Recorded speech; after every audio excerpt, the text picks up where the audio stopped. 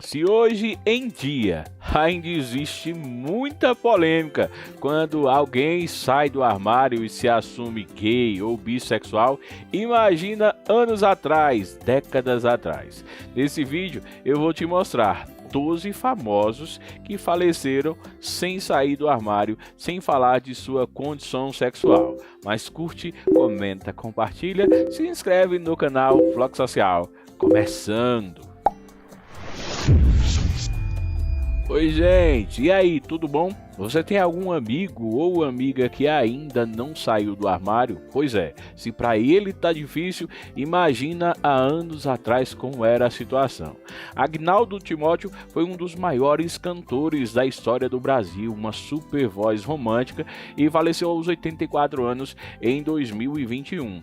Muita gente diz que um dos maiores e melhores episódios da TV brasileira dos últimos anos foi quando ele teria saído do armário na Rede TV e ter dito que não, ele não tinha rótulos. Pois é, mas a gente investigou e em 2016 ele gravou um documentário com Nelson Roifer e ele falou sobre sua condição sexual. Galeria do Amor, por exemplo, foi um grande sucesso que eu recomendo, do Agnaldo Timóteo, onde ele falava sobre a diversidade, qualquer tipo e qualquer forma de amar. Uma música gravada há muitos anos, mas nesse documentário ele relatou que teve um caso amoroso com um de seus assessores e que só não expôs a situação porque o rapaz hoje é casado.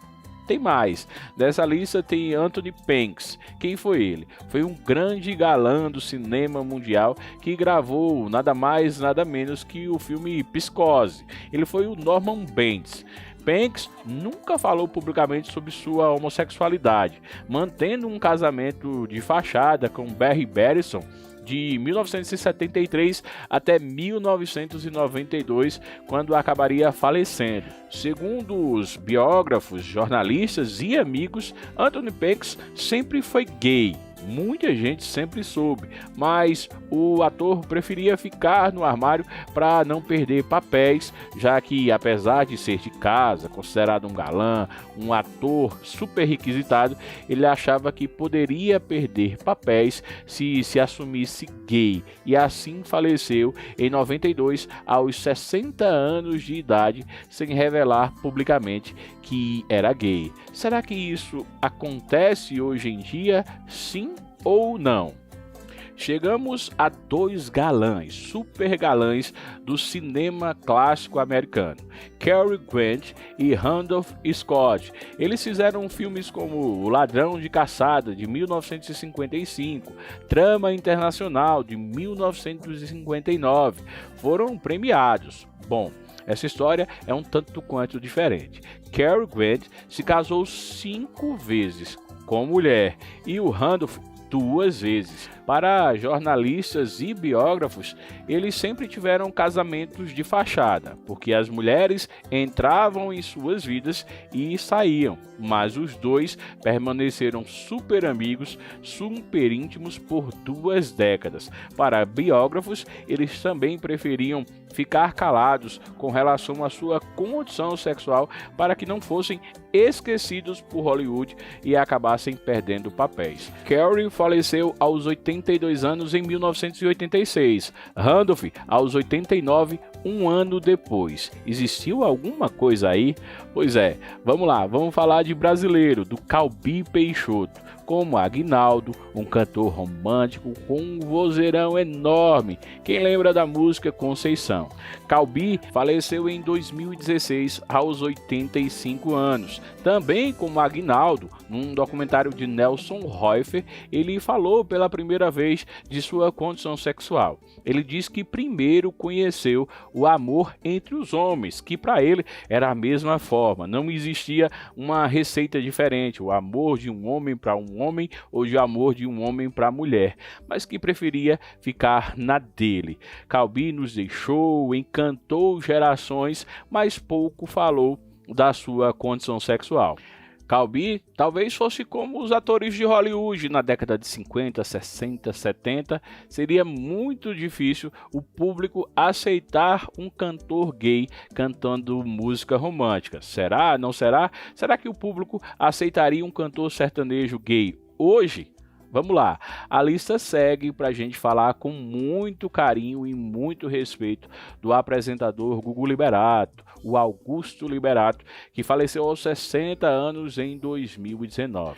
Com o seu falecimento, teve muita briga nas redes sociais, inclusive aqui no Bloco Social, muita gente dizendo que ele namorou o ex-Polegar, namorou o Marcelo Augusto, ninguém nunca provou.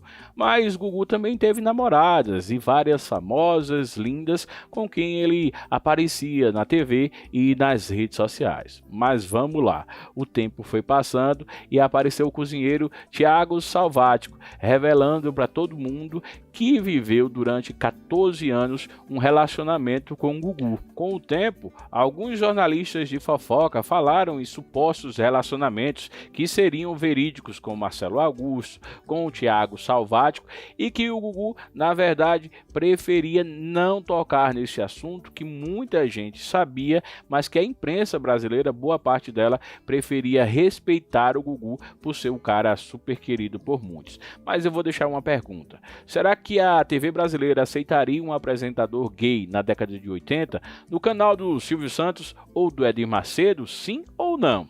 Vamos falar de dois super galãs do cinema mundial. Marlon Brando, que faleceu em 2004 aos 80 anos, ele do Poderoso Chefão, e o James Dean, que viveu até 1955, quando faleceu aos 22 anos em um acidente de carro e fez Juventude Transviada, Assim Caminha a Humanidade.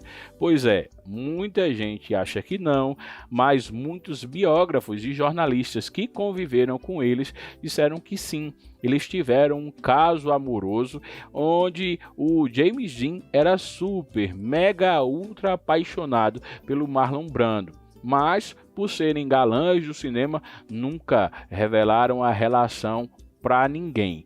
Posteriormente, lá no final do vídeo, eu vou te contar outro possível namorado, segundo biógrafos, para o James Dean. O Marlon Brando casou depois, continuou fazendo muito sucesso no cinema e, embora tendo falecido quase 50 anos depois de James Dean, ele nunca falou sobre o assunto. Vamos então falar sobre um super ator do cinema, de Hollywood, o Raymond Burr. Ele faleceu aos 76 anos em 1993. Mas quem foi ele? Ele ficou conhecido pelo seu papel na versão original do filme Godzilla, além da série Têmpera de Aço, de 1967 até 1975. Burr inventou um casamento em seu passado pré-fama para encobrir o fato de ser gay.